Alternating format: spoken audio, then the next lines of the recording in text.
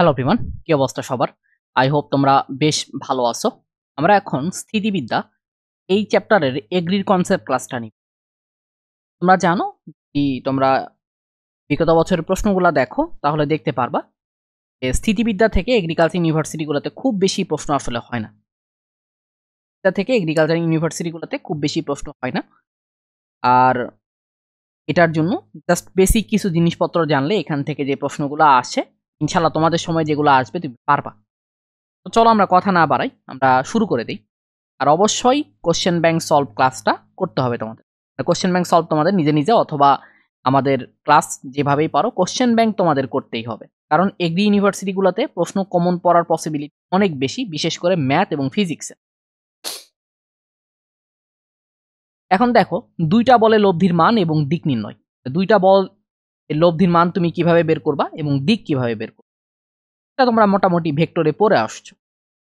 দেখো, ধরো এখানে এক বল আছে পি বল, আর এইখানে লেটসে তোমার একটা বল আছে কিউ।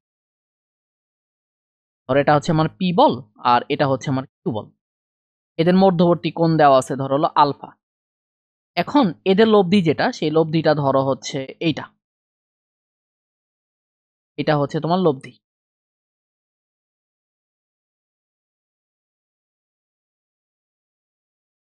এই লব্ধিটা হচ্ছে আর। এখন সামান্তরিক সূত্র অনুসারে তুমি এই লব্ধির মানটা বের করতে পারো আর ইকুয়াল টু তোমার square root of P square plus হচ্ছে কিউ স্কোয়ার প্লাস হচ্ছে 2p কিউ কজ আলফা। এই আলফাটা হচ্ছে এই দুইটা ভেক্টরের মধ্যবর্তী কোণ। এখন আমি যদি ধরি যে আর পি এর সাথে থিটা কোণ তৈরি করছে, আর কি করছে পি এর সাথে থিটা কোণ তৈরি করছে, সেক্ষেত্রে তুমি লিখবা ট্যান থিটা ইকুয়াল টু হচ্ছে কার সাথে অ্যাঙ্গেল করছে পি এর সাথে, তাহলে অ্যাঙ্গেল তৈরি করেনি কার সাথে কিউ এর সাথে, তাহলে উপরে হবে যার সাথে অ্যাঙ্গেল তৈরি করে নাই সেটা ইনটু সাইন আলফা ডিভাইডেড যার সাথে অ্যাঙ্গেল তৈরি করছে সেটা প্লাস যার সাথে অ্যাঙ্গেল তৈরি করে নাই তার কোসাইন। এই দুটা ফর্মুলা তোমার মানে অবশ্যই জানতে হবে। এই দুইটা ফর্মুলা তোমার হচ্ছে ভেক্টরে তোমরা সামান্তরিক সূত্র বলে এটাকে, এটা তোমরা ভেক্টরে খুবই ভালো মতো পড়ছো। আর এই ফর্মুলা দিয়েই তোমার কৃষি ভার্সিটিগুলোতে সবচেয়ে বেশি প্রশ্ন আসে। বুঝছো? যেহেতু এই দুটা ফর্মুলা থেকে বা এই টপিক থেকে তোমার কৃষি ভার্সিটিগুলোতে সবচেয়ে বেশি প্রশ্ন আসে, তো তোমরা একটু চেষ্টা করবা এইটা রিলেটেড প্র্যাকটিস বেশি করতে। তো লব্ধির সর্বোচ্চ মান কত হয়? লব্ধির সর্বোচ্চ মান হবে তোমার পি প্লাস কিউ। লব্ধির সর্বোচ্চ মান কখন হবে? যখন তাদের মধ্যবর্তী কোণ 0 ডিগ্রি হবে। 0 ডিগ্রি মিন্স যখন তারা সমান্তরালে একই দিকে কাজ করবে, যখন তারা সমান্তরালে এবং একই দিকে কাজ করবে। আর লব্ধির মিনিমাম ভ্যালু যেটা হবে সেটা হবে হচ্ছে তোমার পি মাইনাস কিউ। এটাকে আমি ধরে নিছি পি ইজ গ্রেটার কিউব, ঠিক আছে? এটা কখন হবে? আলফার ভ্যালু যখন 180 ডিগ্রি হবে। 180 ডিগ্রি মানে তারা সমান্তরালে কাজ করবে এবং বিপরীত দিকে কাজ করবে, ঠিক আছে? 3 নিউটন এবং 7 নিউটন মানের দুইটি বল একই রেখায় একই দিকে ক্রিয়ারত। এখন দেখো, একই রেখায় একই দিকে ক্রিয়ারত, ঠিক আছে? দেখো, এটা ধরো 3 নিউটন আর ধরো এইটা হচ্ছে 7 নিউটন, একই রেখার উপরে একই দিকে ক্রিয়ারিত। তাহলে এখন এই দুটার মধ্যবর্তী কোণ, এটা হলো 3 নিউটন ধরো, এটা ধরো তোমার 3 নিউটন, এটা ধরো তোমার 7 নিউটন। যেহেতু একই রেখায় একই দিকে ক্রিয়ারত, তাহলে এই দুইটা ভেক্টরের মধ্যবর্তী কোণ কত? 0 ডিগ্রি। সেক্ষেত্রে তুমি জানো যে এই লব্ধির মান কত হবে? এই লব্ধির মান হবে সর্বাধিক লব্ধি। সর্বাধিক লব্ধি হচ্ছে দুইটা ভেক্টরের মানের যোগফল, তার মানে 3 প্লাস 7, তার মানে হচ্ছে 10 নিউটন। দুটি সমমানের বলের ক্ষেত্রে লব্ধির মান ও দিক নির্ণয়। দুটি সমান বল মানে পি এবং কিউ হচ্ছে ইকুয়াল, পি এবং কিউ হচ্ছে ইকুয়াল। সেক্ষেত্রে এই যেটা সামান্তরিক সূত্র থেকে প্রমাণ করে নিয়ে আসা যায়, এখন প্রমাণের সুযোগ নাই বা প্রমাণ আসলে দেখানোর কোনো দরকার নেই, তোমরা এটা মুখস্থ রাখবা। দুইটা বল যদি সমান হয় তাহলে সেক্ষেত্রে লব্ধির মান হবে আর ইকুয়াল টু হচ্ছে 2p cos alpha by 2। Alpha হচ্ছে দুইটা ভেক্টরের মধ্যবর্তী কোণ। আর দুইটা বল যদি তোমার হচ্ছে সমান হয় তবে লব্ধিটা কি করে? তাদের মধ্যবর্তী কোণকে সমদ্বিখণ্ডিত করে। দুইটা তোমার হচ্ছে ভেক্টর যদি সমান হয়, দুইটা ভেক্টর যদি সমান হয় তবে সেক্ষেত্রে এই লব্ধিটা কি করে? তাদের মধ্যবর্তী কোণকে সমদ্বিখণ্ডিত করে। লব্ধি কি করে? তাদের মধ্যবর্তী কোণকে সমদ্বিখণ্ডিত করে। দেখো, ধরো এটাও আমার কি পি বল, এটাও কি পি বল, কারণ সমান বল তারা। এই মধ্যবর্তী কোণ প্রথমে ছিল আলফা, এটা হলো থেটা, থেটাটা হচ্ছে লব্ধি আর পি এর সাথে কত কোণ তৈরি করছে সেটা। এখানে সম্পর্কটা হবে এই থেটা ইকুয়াল টু হবে আলফা বাই 2, তার মানে লব্ধি কি করছে, এই পি এবং পি মানে দুইটা সমমানের বলের মধ্যবর্তী যে কোণ আছে আলফা সেটাকে সমদ্বিখণ্ডিত করে। আর এইখান থেকে প্রশ্ন আসার পসিবিলিটি অনেক অনেক বেশি, বুঝতে পারছো? এই টপিক থেকে পরীক্ষায় প্রশ্ন আসার পসিবিলিটি সবচেয়ে বেশি। এখানে একটা প্রশ্ন আসে বারবার আর কি, এই প্রশ্নটা একটু দেখো। দুটি সমান মানের বলের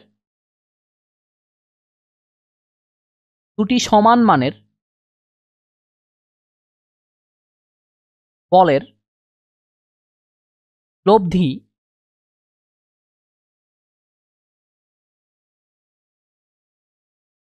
এদের মানের সমান হলে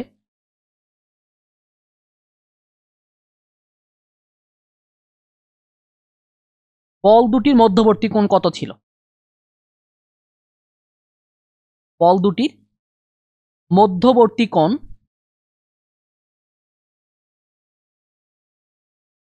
কত ছিল?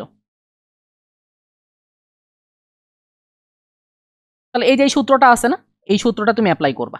এই যে আর ইকুয়াল টু হচ্ছে তোমার 2p cos আলফা বাই 2। দেখো আর এর মানটা কি বলছে, এখানে পি এর সমান বলছে, তাহলে আর ইকুয়াল টু পি যদি বসাও, P equal to 2p cos alpha by 2, এখান থেকে পি পি কাটা যাবে, তাহলে cos আলফা বাই 2 এর ভ্যালু হবে হাফ। cos আলফা বাই 2 এর ভ্যালু যদি হাফ হয় তাহলে আলফা বাই 2 এর ভ্যালু হবে হচ্ছে তোমার 60 ডিগ্রি।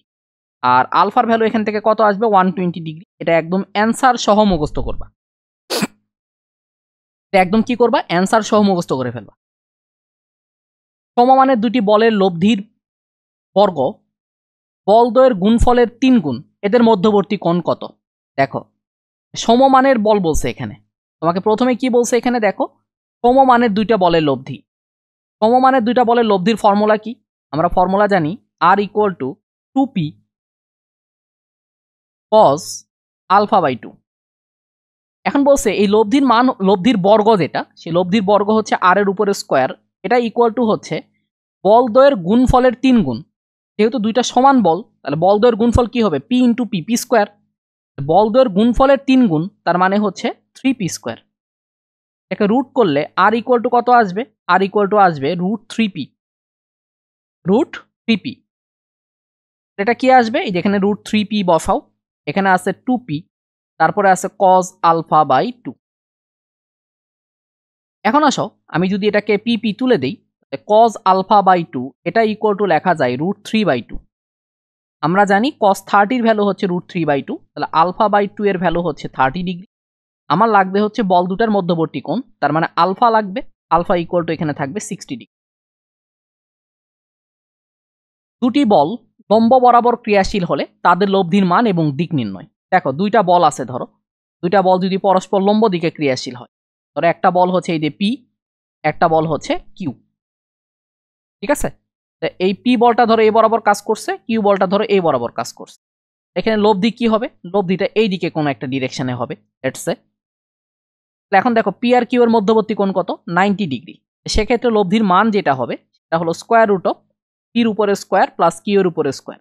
ওই যে cos 90 এর ভ্যালু 0, দ্যাটস ওয়াই সামান্তরিক সূত্রে 2pq cos আলফা ওই ভ্যালুটা বাদ পড়ে যাবে বা 0 হয়ে যাবে। এখন আমি যদি বলি এই লব্ধিটা মানে এই লব্ধি আরটা হচ্ছে পি বলের সাথে থেটা কোণ তৈরি করছে, এখান থেকে তুমি লিখতে পারবা tan থেটা ইকুয়াল টু হচ্ছে Q by P, tan theta equal to হচ্ছে কিউ বাই পি। এখান থেকে তুমি থেটা ইকুয়াল টু লিখতে পারবা tan inverse Q by P. 3p এবং 5p মানের দুটি বল পরস্পর লম্বভাবে ক্রিয়া করে, তাদের লব্ধির মান কত? এই লব্ধির মান আর ইকুয়াল টু, ফর্মুলাটা ইউজ করে দাও সিম্পলি, আর কিছু লাগবে না। 3p এর উপরে স্কোয়ার মানে কি 9p স্কোয়ার, আর 5p এর উপরে স্কোয়ার মানে কি 25p স্কোয়ার। আলটিমেটলি এটা কত হবে, এটা হবে রুট 34p স্কোয়ার। পি স্কোয়ারকে রুট করলে কি হবে, শুধু p হবে, তার মানে রুট 34p।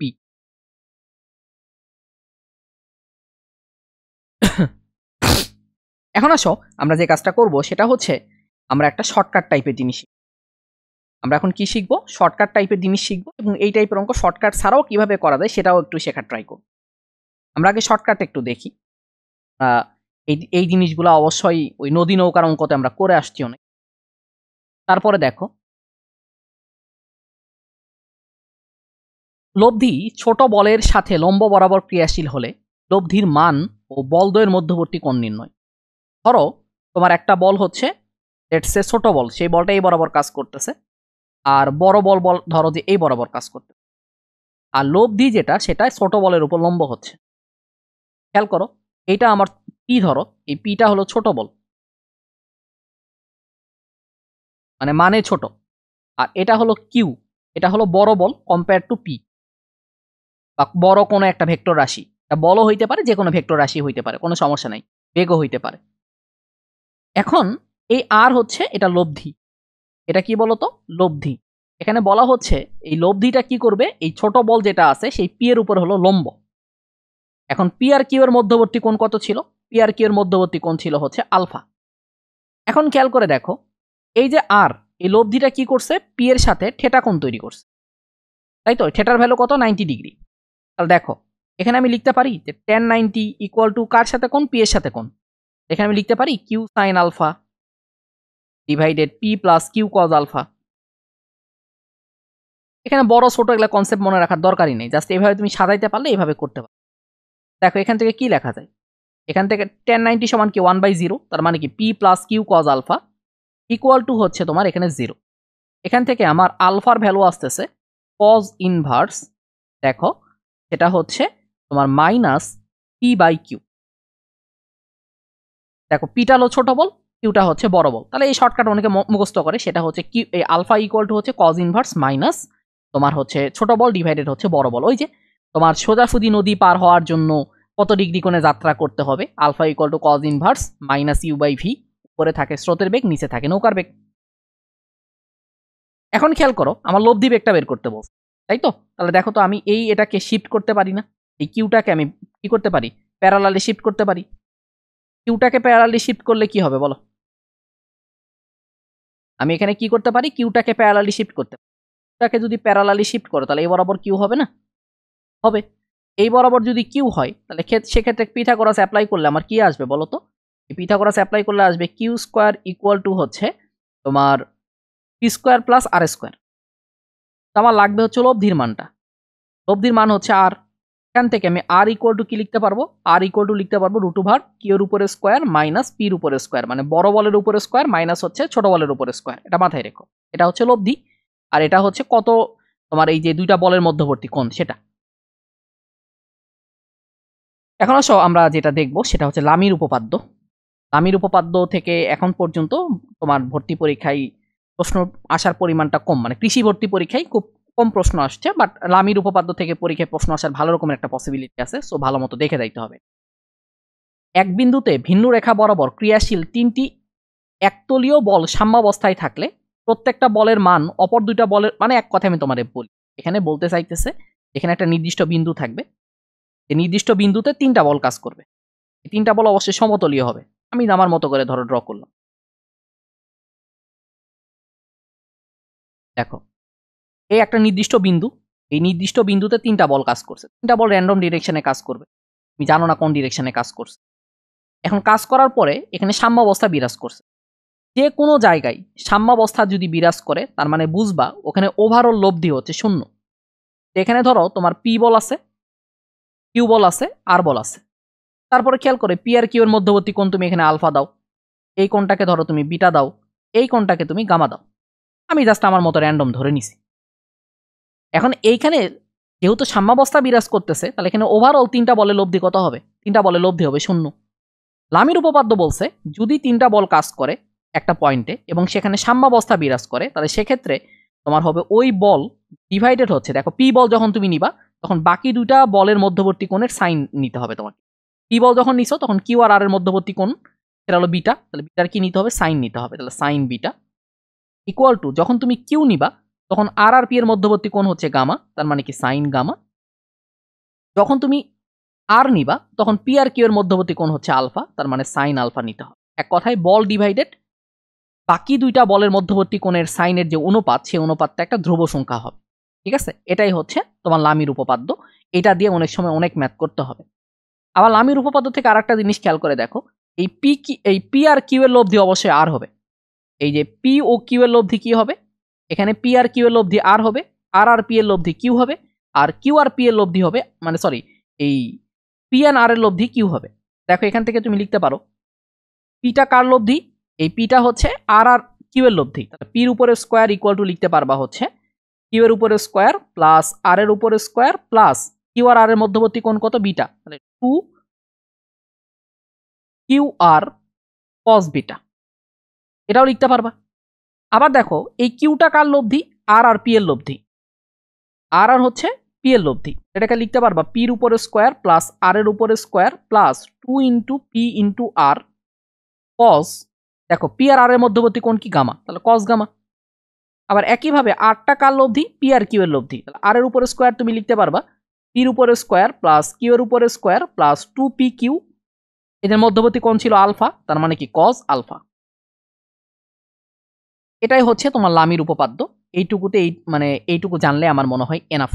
আর কোন একটা জায়গায় সাম্যাবস্থা ক্রিয়েট করলে বা সাম্যাবস্থা যদি বজায় থাকে, তার মানে বুঝবে সেখানে লব্ধিটা কত, লব্ধিটা হচ্ছে 0। কোন একটি বিন্দুতে ক্রিয়ারত 3টি বল ভারসাম্য সৃষ্টি করছে। ভারসাম্য সৃষ্টি করা মানে কি, তোমার হচ্ছে সাম্যাবস্থা বিরাজ করছে। প্রথম ও দ্বিতীয় বলের অন্তর্ভুক্ত কোণ হচ্ছে 90 ডিগ্রি, তাহলে প্রথম বলটা ধরো এই বরাবর, সরি ধরো প্রথম বলটা হচ্ছে এই বরাবর, আর দ্বিতীয় বলটা হচ্ছে এই বরাবর, যেহেতু মধ্যবর্তী কোণ 90 ডিগ্রি। তারপর হচ্ছে দ্বিতীয় এবং তৃতীয় বলের মধ্যবর্তী কোণ কত, দ্বিতীয় এবং তৃতীয় বলের মধ্যবর্তী কোণ হচ্ছে 120 ডিগ্রি ধরলাম। এইটা হচ্ছে 90, এইটা হচ্ছে 120 ডিগ্রি। দেখো ওভারঅল হলো 360 ডিগ্রি, তাই 120 আর 90 যোগ করলে কত হয়, 210 হয়। বাদ বাকি এই অ্যাঙ্গেলটা কত হবে, এই অ্যাঙ্গেলটা হবে হচ্ছে 150। এখন তোমাকে ধরো প্রথম বলটা আমি ধরলাম পি, দ্বিতীয় বলটাকে আমি ধরলাম কিউ, আর তৃতীয় বলটাকে আমি ধরলাম হচ্ছে আর। এখন তুমি দেখো আমি যদি এখানে ওই পিথাগোরাস অ্যাপ্লাই করি, তাহলে পি ডিভাইডেড কি হবে, সাইন 120। আমি যদি কিউ নেই, কিউ ডিভাইডেড কি আসবে, তোমার কিউ ডিভাইডেড আসবে হচ্ছে সাইন 150। আমি যদি আর নেই, এটা হলো প্রথম বল, এটা দ্বিতীয় বল, এটা তৃতীয় বল, এটা হলো প্রথম বল, এটা হচ্ছে তোমার দ্বিতীয় বল, আর এইটা হচ্ছে তোমার তৃতীয় বল।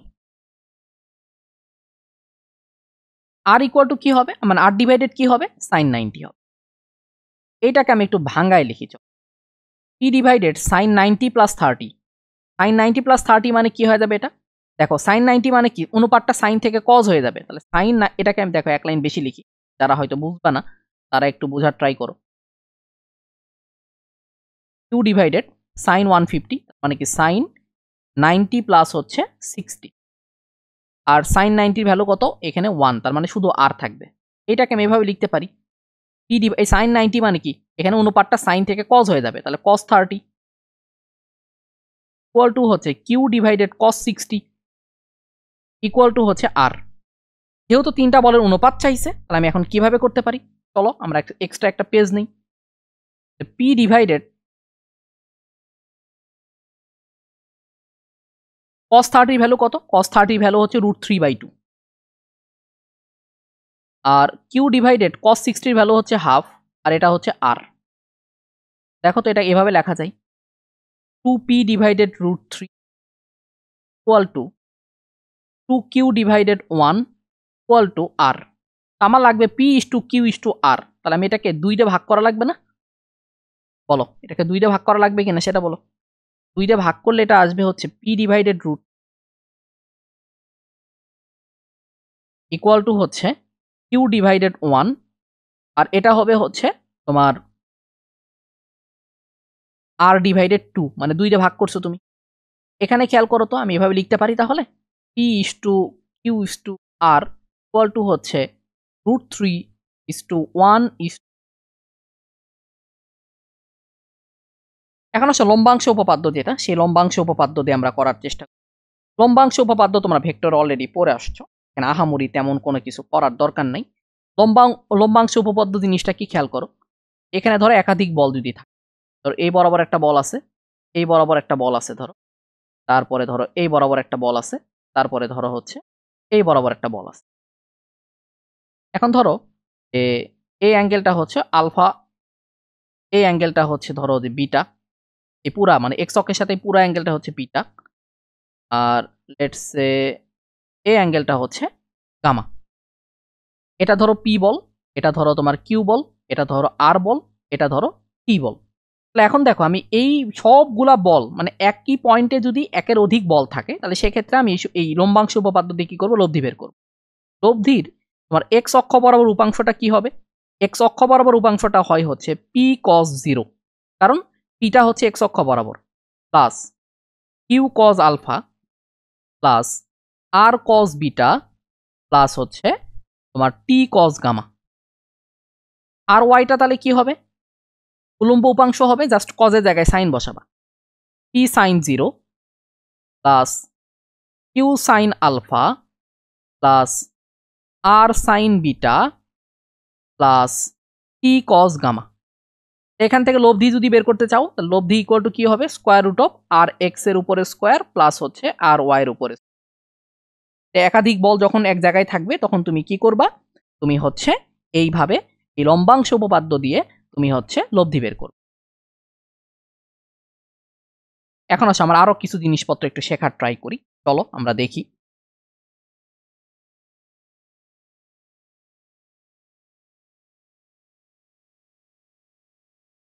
ধরো কোন একটা পয়েন্টে তিনটা সমমানের বল কাজ করছে এবং তাদের লব্ধি শূন্য। কোন একটি নির্দিষ্ট বিন্দুতে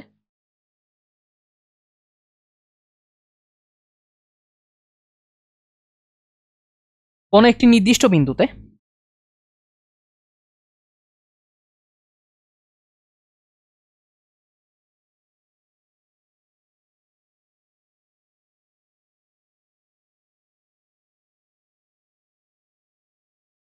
বিন্দুতে তিনটি সমমানের বল কাজ করায়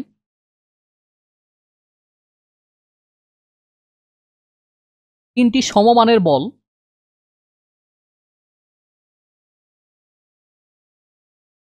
বল কাজ করে লব্ধি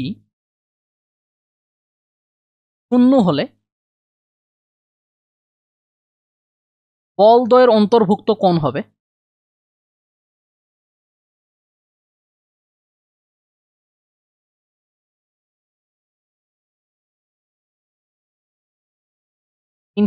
ডিভাইডেড হচ্ছে 3, তার মানে 120 ডিগ্রি। একই জিনিস 3 এর জায়গায় 4 হলে কি হবে, 4 দিয়ে ভাগ করবা, 5 হলে 5 দিয়ে ভাগ করবা, 6 হলে 6 দিয়ে ভাগ করবা। তার মানে এটাকে আমি এইভাবে লিখতে পারি, কোনো একটি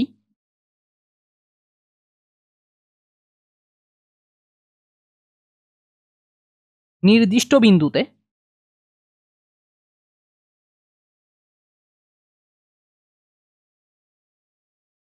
n সংখ্যক বল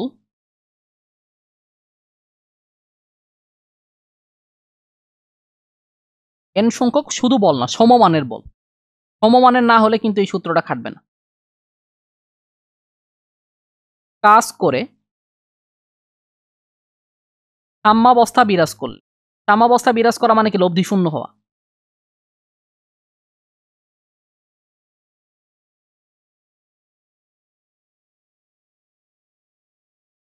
বলদ্বয়ের অন্তর্ভুক্ত কোণ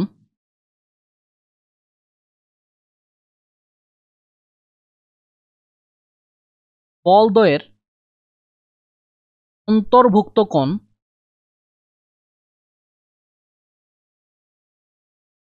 তোমার 360 ডিগ্রি ডিভাইডেড হচ্ছে n।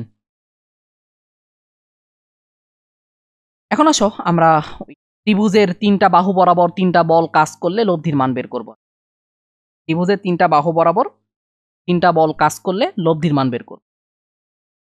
দেখো এই অঙ্কটা একটু পরে করাই, আমরা আগে এই জিনিসটা বলি। ত্রিভুজ সূত্র কি এটা তোমরা মোটামুটি জানো, ত্রিভুজ সূত্রটা আমি কথা না বলতেছি। এখন বলছে যে ত্রিভুজের 3 বাহু বরাবর, ঠিক আছে, ত্রিভুজের 3 বাহু বরাবর যদি 3টা বল কাজ করে এবং সেই বলগুলোর মধ্যে যদি সমান্তর ধারা থাকে, ঠিক আছে, সেই বলগুলোর মধ্যে যদি সমান্তর ধারা থাকে তাহলে লব্ধির মান হবে তোমার কি বলা হয়, তোমার √3 মানে এই জিনিসটা হবে এরকম, যেহেতু ত্রিভুজ মানে কি তিনটা বলই থাকবে, ত্রিভুজের তিনটা বাহু বরাবর তিনটা বল যদি কাজ করে তাহলে সেক্ষেত্রে তোমার লব্ধির মান হবে √3 ইন্টু হচ্ছে বলগুলোর সাধারণ অন্তর, বলগুলার সাধারণ অন্তর। কোনো একটা জায়গায় যদি তিনটা বল থাকে তুমি চেষ্টা করবা যে ওই তিনটা বল দিয়ে কোনো ত্রিভুজ গঠন করা যায় কিনা, ওই তিনটা দিয়ে আসলে ত্রিভুজ গঠন করা যায় কিনা। যদি ত্রিভুজ গঠন করা যায় তার মানে সাম্যাবস্থার একটা কি আছে সম্পর্ক, মানে সাম্যাবস্থা তোমার তৈরি হলেও হতে পারে। আর যদি দেখো ওই তিনটা বলের যে মান দেওয়া আছে সেখানে যদি একটা সমান্তর ধারা থাকে তাহলে তুমি এই সূত্র দিয়ে কি করতে পারবা, সরাসরি অ্যান্সার বের করতে পারবে। আর সমান্তর ধারা না থাকলে তোমাকে ম্যানুয়ালি লম্বাংশ উপপাদ্য দিয়ে করতে হবে। কোন শর্তের সাপেক্ষে একটি বস্তুকণার উপর কার্যরত 3:4:7 অনুপাতের বলগুলো সাম্যাবস্থায় থাকবে। দেখো এখানে কিন্তু ত্রিভুজ গঠন হবে না, কারণ ত্রিভুজ গঠনের শর্ত হচ্ছে প্রথম দুই বাহুর দৈর্ঘ্যের যোগফল বৃহত্তম বাহু অপেক্ষা কি হবে, বড় হবে, কিন্তু এখানে সমান হয়ে গেছে। সমান হওয়ার পরেও যদি সাম্যাবস্থায় থাকতে চায়, সাম্যাবস্থায় থাকা মানে কি লব্ধিটা শূন্য হওয়া, তার মানে কি হবে দেখো এই 7 নিউটন বলটা এই বরাবর কাজ করবে, আর তোমার ওভারঅল হচ্ছে দেখো এই 3 নিউটন আর 4 নিউটন হচ্ছে এই বরাবর কাজ করবে, 3 নিউটন আর 4 নিউটন এই বরাবর কাজ করবে। 3 নিউটন আর 4 নিউটনের লব্ধি কত হবে, 7 হবে, আর অপোজিট সাইডে কি হবে, 7 হবে। তার মানে 3 আর 4 নিউটন এই দুইটা বল যেই দিকে কাজ করবে 7 নিউটন তার বিপরীত দিকে কাজ করতে হবে, এটা মাথায় রেখো।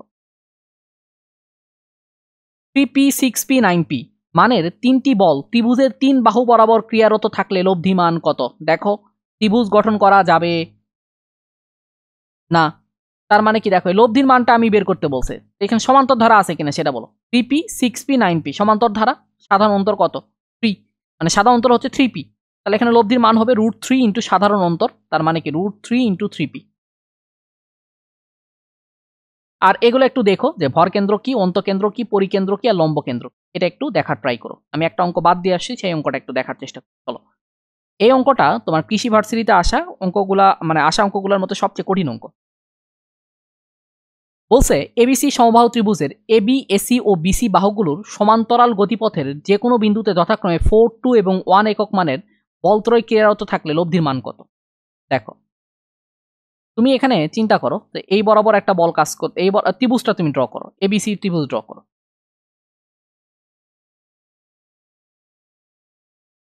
এটা একটা সমবাহু ত্রিভুজ, তার মানে এই অ্যাঙ্গেলটা কত হবে, এই অ্যাঙ্গেলটা হবে হচ্ছে 60 ডিগ্রি। এই অ্যাঙ্গেলটা কি হবে, 60 ডিগ্রি হবে। তাহলে আমি এটাকে ধরলাম এ বিন্দু, এটাকে ধরলাম বি বিন্দু, আর এটাকে ধরলাম হচ্ছে এবি বরাবর কাজ করছে হলো 4 একক, 4 একক মানের একটা বল। তারপরে তোমার এসি বরাবর কাজ করছে 2 একক মানের বল, আর বিসি বরাবর কাজ করছে 1 একক মানের বল। এখন দেখো এখানে তোমার কোনো এই যে সাদা মানে তোমার হচ্ছে হলো যে ইয়াটা যেটা আর কি, আরে কি বলে ওটাকে, সমান্তর ধারা কিন্তু এখানে নাই। 4, 2, 1 এই তিনটা বলের মধ্যে সমান্তর ধারা নাই। সমান্তর ধারা থাকলে √3 ইন্টু ওই সমান্তর ধারার সাধারণ অন্তর দিয়ে তুমি অঙ্ক করতে পারতা, এখানে কিন্তু সেটা নাই। তাহলে এখন তোমাকে ম্যানুয়ালি এই অঙ্কটা সলভ করতে হবে। ম্যানুয়ালি তুমি কিভাবে সলভ করবে এটাকে ভালো মতো খেয়াল করো। ম্যানুয়ালি সলভ করার জন্য তোমার এসে দেখো এই যে তিনটা বলকে একই বিন্দুতে নিয়ে আসতে হবে।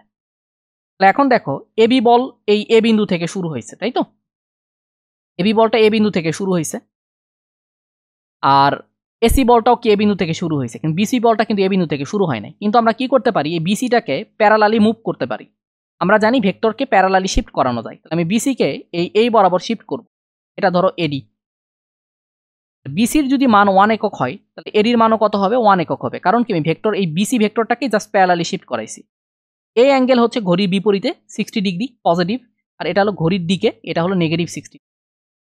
তাহলে এখন খেয়াল করে দেখো এখানে তোমার হচ্ছিল এই যে তিনটা ভেক্টর দেওয়া আছে, একটা হচ্ছে এবি, একটা এসি, একটা এডি। তাহলে এই তিনটা ভেক্টরের কি করবা, তুমি লম্বাংশ নিবা, তার মানে কি এই যে এক্স অক্ষ বরাবর উপাংশ নিবা।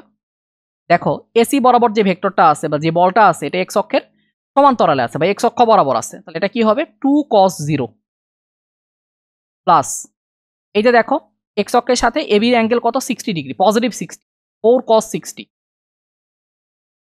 প্লাস এই এডি যেটা সে এডি কি করছে এই এক্স অক্ষের সাথে -60 ডিগ্রি কোণ তৈরি করছে, তার মানে কি 1 cos -60। এখন দেখো cos মাইনাস থিটা মানে কি, এটা তোমরা মোটামুটি সবাই জানো যে cos মাইনাস থিটা মানে হচ্ছে cos থিটা, আর sin মাইনাস থিটা যেটা সেটা হচ্ছে sin theta. Sorry minus sine theta. এখন দেখো তো 2 cos 60 ভ্যালু কত? cos 60 ভ্যালু হচ্ছে হাফ, তার মানে কি 4/2 মানে হচ্ছে 2, আর cos মাইনাস 16 মানে কি? এটা হবে কি শুধু হাফ, তার মানে এটা আসতেছে কি 9/4, সরি 4 দুগুণ 8, 9/2। এরপর আর ওয়াইটা কি হবে? সিম্পলি জাস্ট এই কজের জায়গায় সাইন বসাবা। 2 sin 0 প্লাস হচ্ছে তোমার 4 sin 60 প্লাস হচ্ছে তোমার প্লাস হবে না তখন আর, ওই যে তোমার সাইন মাইনাস 60 ভ্যালু তখন কি হয়ে যাবে? মাইনাস সাইন 60 হয়ে যাবে, তাহলে 2 sin 60। এখানে দেখো 4 ইন্টু √3/2, সাইন 60 ভ্যালু √3/2, তাহলে মাইনাস হচ্ছে √3/2। 4টা √3/2 থেকে একটা √3/2 বাদ দিলে কি থাকে? 3√3/2। এখন আর এর ভ্যালু কত হবে এখানে? বলো, এখানে আর এর ভ্যালু হবে square root of R X এর উপরে স্কোয়ার প্লাস আর ওয়াই এর উপরে স্কোয়ার। এখানে আর এক্সটা কত? আর এক্স এর ভ্যালু 9/2, স্কোয়ার করলে হবে 81/4, আর এটাকে স্কোয়ার করলে 3 এর উপর স্কোয়ার করলে 9, √3 এর উপর স্কোয়ার করলে 3, 9 ইন্টু 3 মানে কি 27/4, স্কোয়ার রুট অফ 108 ডিভাইডেড হচ্ছে 4, তার মানে হচ্ছে √27, √27 মানে কি 3√3। তো এখানে আর একটা জিনিস চাইলে একটু পড়ানো যায়, এটা যদিও তোমার কৃষি ভার্সিটিতে খুব একটা আসে না, তারপরে একটু দেখাই নেই, আমি একটা অঙ্ক জাস্ট দেখাবো, বেশি অঙ্ক তোমাদেরকে আমি দেখাবো না, কারণ যেহেতু আসে না তো আসলে টাইম নষ্ট করার কোনো মানেই হয় না। তো চলো আমরা একটা অঙ্ক করাবো, সেটা বলের ভ্রামক কেন্দ্রিকের, বলের ভ্রামক রিলেটেড।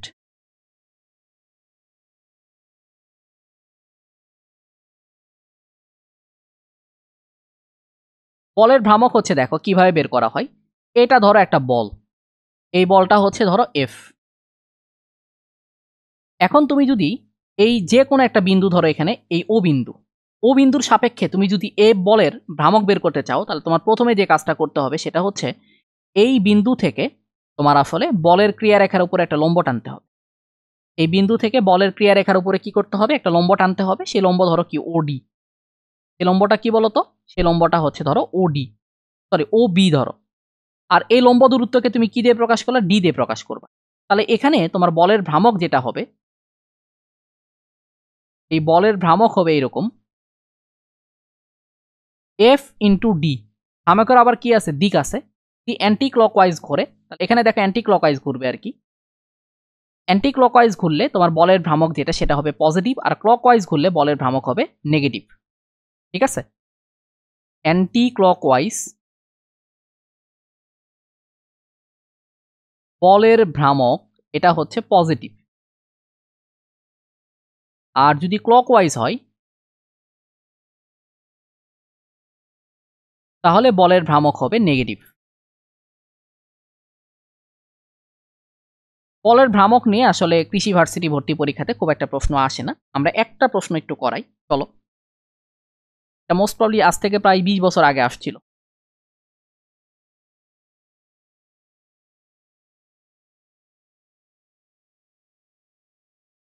দেখো, দুইজন লোক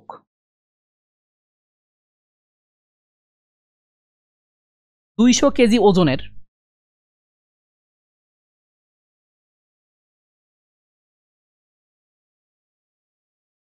এক খণ্ড পাথর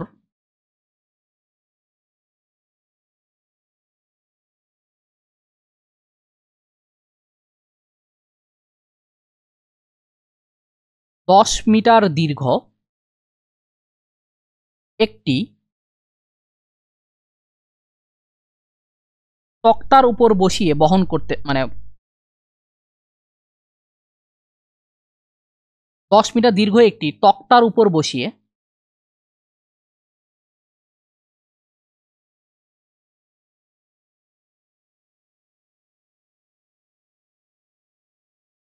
বহন করে।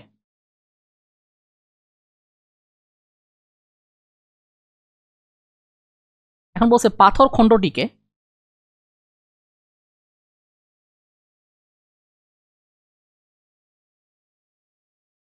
কিভাবে বসালে একজন লোককে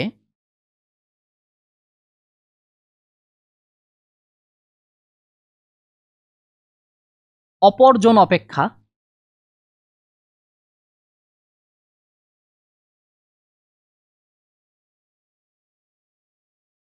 ৮০ কেজি ভার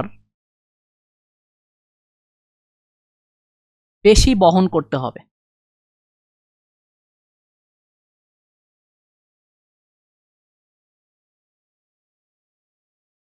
তো দেখো আমরা জিনিসটা একটু ফিজিক্যালি মানে দেখার ট্রাই করি। আমার ধরো তক্তাটা হচ্ছে এটা হচ্ছে তোমার তক্তা, আর দুইজন লোক আছে। ধরো একজন লোক আছে হচ্ছে এখানে, এই লোকটার উপরে তোমার ধরো ভার পড়বে হচ্ছে পি, আর এখানে আর একজন লোক আছে যার উপরে ভার পড়বে হচ্ছে তোমার কি বলা হয়, টোটাল ওজন কত 200 কেজি। টোটাল ওজন যদি 200 কেজি হয় তাহলে একজনের উপর ভার পড়বে ধরো পি, আর একজনের উপর ভার কতটুকু পড়বে?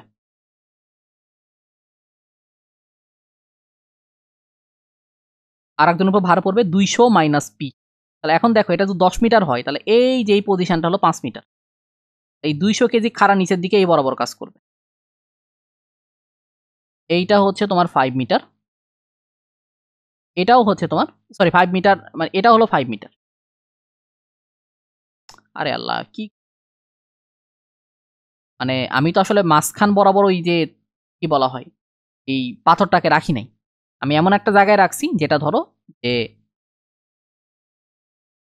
এইখান থেকে এইটুকু দূরত্ব হচ্ছে এক্স, আর বাকিটুকু দূরত্ব হলো 10 মাইনাস এক্স, তাই তো?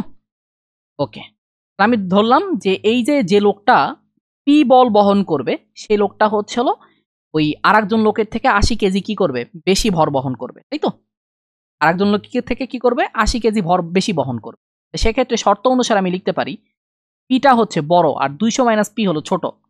পিটা 200 মাইনাস পি থেকে কতটুকু বড়? 80 কেজি বড়। পি মাইনাস 200 প্লাস পি বিয়োগ করে দিছি ইকুয়াল টু হচ্ছে 80।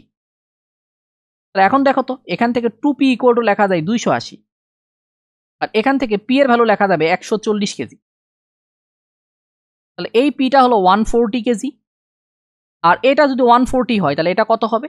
এটা হবে তোমার 60 কেজি। এখন বলছে যে কিভাবে বসাইতে হবে, তা আমি ধরলাম যে এই যে এটা হলো এ বিন্দু আর এটা হলো বি বিন্দু, আমি ধরলাম এ বিন্দু থেকে এক্স মিটার দূরে পাথরটাকে বসাইতে হবে। তাহলে আমি এখন কি করবো জানো, এই পয়েন্টের রেসপেক্টে আমি মোমেন্ট নিব। এই পয়েন্টের রেসপেক্টে মোমেন্ট যদি নেই তাহলে দেখো এই পিটা হলো 140 KG, 140 into x equal to হবে এই যে তোমার 60 ইন্টু 10 মাইনাস এক্স। এখান থেকে এক্স এর ভ্যালু বের করতে হবে, 140 এক্স আর এই মাইনাস 60 এক্স এই পাশে আসলে কি হবে 200 এক্স ইকুয়াল টু হলো 600। এক্স এর ভ্যালু কত আসবে? এক্স এর ভ্যালু আসবে 3 মিটার। তার মানে এই এ বিন্দু থেকে 3 মিটার দূরে পাথরখণ্ডকে যদি বসানো হয় তাহলে দেখা যাবে একজন লোক আর একজন অপেক্ষা 80 কেজি ভার বেশি বহন করবে। ঠিক আছে, ওকে পোলাপান। তো চলো আমাদের কৃষি প্লাস গুচ্ছ ক্র্যাকার্স যে কোর্সটা আছে সেই কোর্সটা নিয়ে আমি তোমাদের একটু বলি আর কি। ফার্স্টেই বলি যে দুইটা একই কোর্সে আছে মানে যে তোমার দুইটার ক্লাস সেম, ব্যাপারটা কিন্তু এরকম না। তোমরা কৃষি গুচ্ছের জন্য প্রতিটা চ্যাপ্টারের উপরে তুমি একটা করে কনসেপ্ট ক্লাস পাবা এবং সাথে সাথে কৃষি প্রশ্ন ব্যাংক সলভ ক্লাস পাবা। আমরা কৃষি প্রশ্ন ব্যাংক যেটা সলভ করাচ্ছি সেটা হলো উদ্ভাসের যে কৃষি প্রশ্ন ব্যাংকটা আছে সেটা, সাথে গাইডলাইন সেশন মেন্টরশিপ এটা তো থাকতেইছে। কৃষির সাথে গুচ্ছের জন্য মানে জিএসটির জন্য তোমরা কি পাবা? জিএসটির জন্য তোমরা যেটা পাবা সেটা হচ্ছে কনসেপ্ট ক্লাস। কেমিস্ট্রি তোমরা প্রত্যেকটা চ্যাপ্টারের উপর কনসেপ্ট ক্লাস পাবা, ম্যাথের জন্য কনসেপ্ট ক্লাস পাবা, বায়োলজির জন্য কনসেপ্ট ক্লাস পাবা। ফিজিক্সে আমরা এখানে আলাদা করে কনসেপ্ট ক্লাস দিই নাই, আমরা এখানে 8 ঘন্টা করে 16 ঘন্টার দুইটা রিভিশন ক্লাস দিছি। যেই দুটা রিভিশন ক্লাসে ফিজিক্সের প্রত্যেকটা চ্যাপ্টার আসলে তোমার ধরো ধরে ধরে আলোচনা করা হয়েছে এবং ওই আলোচনার সাথে সাথে কিছু প্রবলেম সলভ করানো হয়েছে। আর এখানে তোমরা কি পাবা? এই কনসেপ্ট ক্লাসের সাথে সাথে ভার্সিটি মাস্টার যে প্রশ্ন ব্যাংকটা আছে উদ্ভাসের সেটার প্রত্যেকটা প্রশ্নের সলিউশন পাবা। আমরা কি করব গুচ্ছের আগে মাস্টার প্রশ্ন ব্যাংক দাগায় দাগায় দিব যে কোনগুলো তোমার গুচ্ছের জন্য ইম্পর্ট্যান্ট। আশা করি এটা তোমাদের জন্য বেশি হেল্পফুল হবে। আর গাইডলাইন সেশন মেন্টরশিপ এটা তো থাকতেইছে। এই কোর্সের কোর্স ফি হচ্ছে 1000 টাকা। কেউ যদি মনে করো যে তোমার যদি আমাদের এই ক্লাসগুলো ভালো লাগে, তাহলে তোমরা চাইলে এই কোর্সটাতে ইনরোল করতে পারো। কোর্সে ইনরোল করার জন্য আমাদের যে পেজটা আছে বইয়ের অ্যাডমিশন গাইডলাইন, আমি পেজের লিঙ্কটা ডেসক্রিপশানে এবং কমেন্টে পিন করে দিব। তুমি সেখানে নক দিয়ে কথা বলে ডিটেলস জেনে ভর্তি হতে পারো। আশা করি তোমাদের সাথে দেখা হবে কোর্সে। সবাই ভালো থেকো। আল্লাহ হাফেজ।